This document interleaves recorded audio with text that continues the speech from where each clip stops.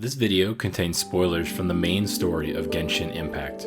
If you have not yet finished watching all of the cutscenes or playing all of the story of 1.0 and 1.1, please click away from this video and return once you have watched or played everything you need to play or watch. You have been warned.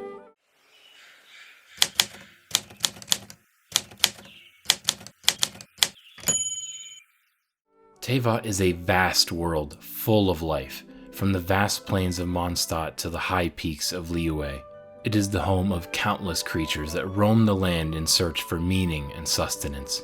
Lifeless ruins roam the fractured land, full of treasures, secrets, and hidden powers, ready to ravage the land once more. Of what lies beneath the earth, I do not wish to elaborate on. Empty constructions and forgotten hideouts, remnants from an old civilization that fell like so many others did before them. What happened to this land? And why is it the way it is? That's what we're trying to discover in this video. So sit tight and let me take you on a journey through the ages. But first, let's watch the following introductory cutscene.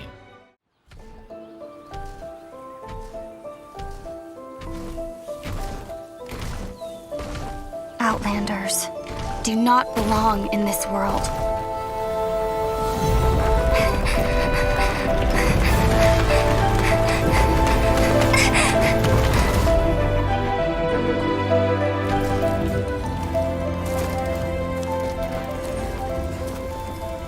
One day, this journey will reach its end.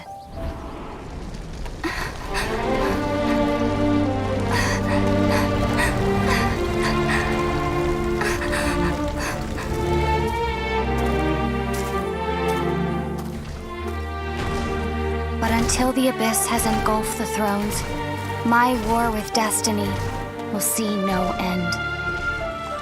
Your Highness, our plan to weaponize the dragon has been impeded.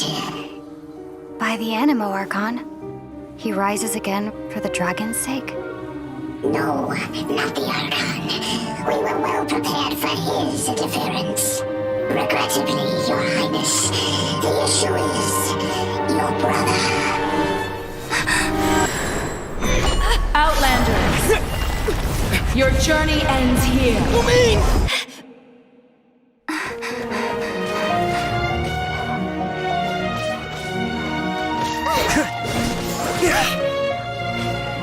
We will be reunited, dear brother.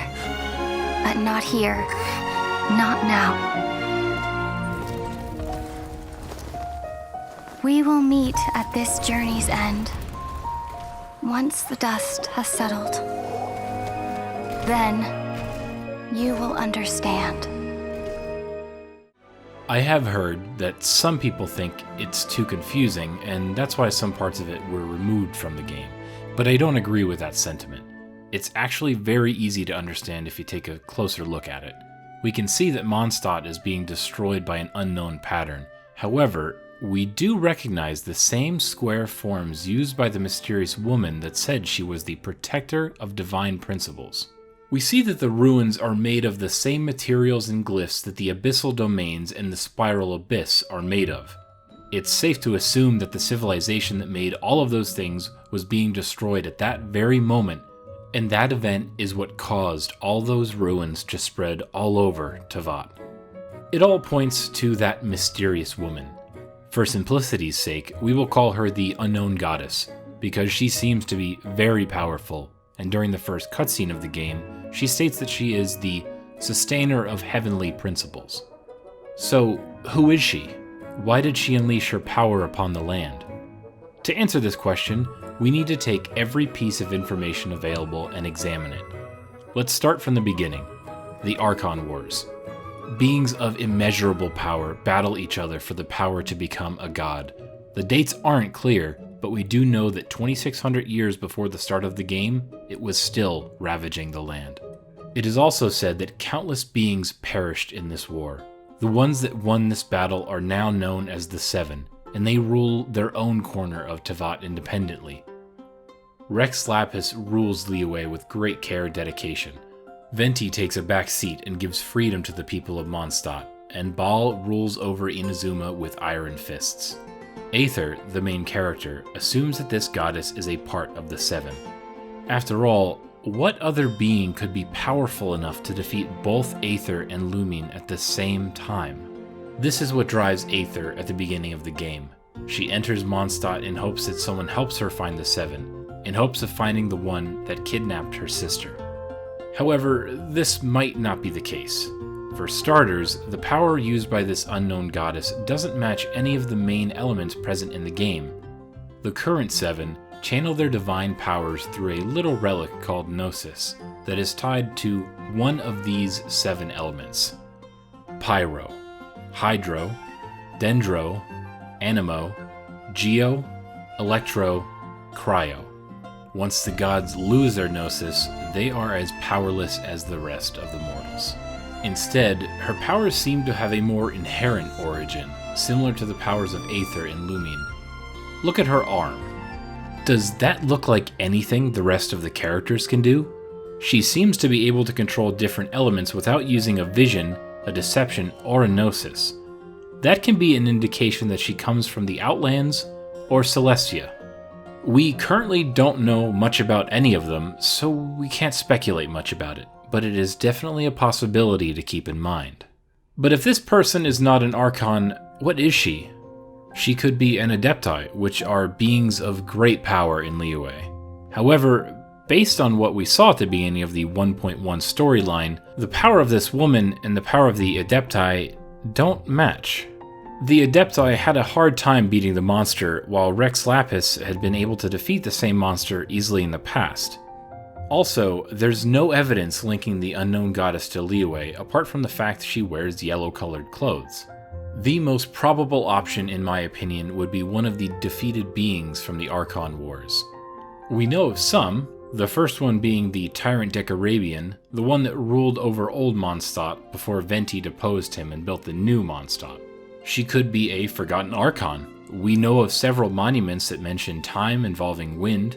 Could it be that this woman is the Archon of Time and was involved in some way with Venti? In order to explore that possibility further, we need to first recall our last talk with Venti before parting towards Liyue. 七神間の関係は全員仲がいいわけではないけど、まさか彼女が他の神から神の心を奪おうとするとは。なんて言えばいいかな。500年前の彼女を僕は知ってるけど、今の彼女はよく知らないんだ。500年前のとある大きな災害の後、彼女は僕とのつながりを全て絶ったからね。でも、氷の神とファデュイのことは、後でまた話すよ。